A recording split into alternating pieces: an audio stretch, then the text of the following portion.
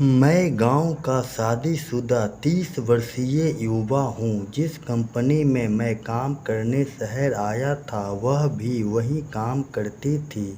उसका नाम था विनीता। उम्र तो उसकी मुझसे ज़्यादा थी, पर वो देखने में इतनी खूबसूरत थी कि उनको देखते ही मुंह से उफ ही निकल पड़े। एक दिन लंच टाइम पर वो मेरे साथ बैठी थी। इस दौरान हमारी दोस्ती हो गई। उसकी नज़र हमेशा मुझ पर रहती थी। ऐसे ही एक दिन मैं उसके बगल में खड़ा फाइल का काम करवा रहा था।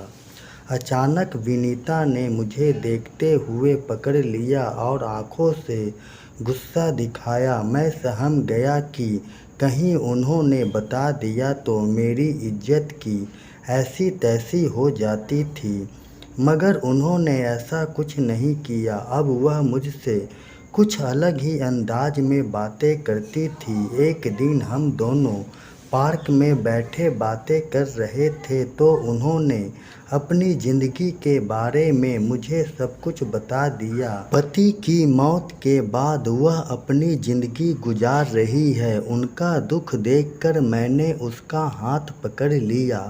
वो मेरी ओर असमंजस भरी निगाह से देखने लगी। फिर मैंने कहा, आप चिंता मत कीजिए। एक शाम मेरे मोबाइल पर विनीता का फ़ोन आया। मैं घर पर अकेली बोर हो रही हूँ क्योंकि मेरा बेटा मामा के घर गया है। क्या तुम मेरे घर आ सकते हो? भला मुझे क्या एतराज़ हो सकता था।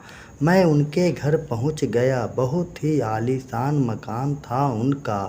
विनीता को देखते ही मैंने कहा, क्या बात है, आज तो जैसे चाँद ज़मीन पर आ गया है। वह थोड़ी शर्मा गई।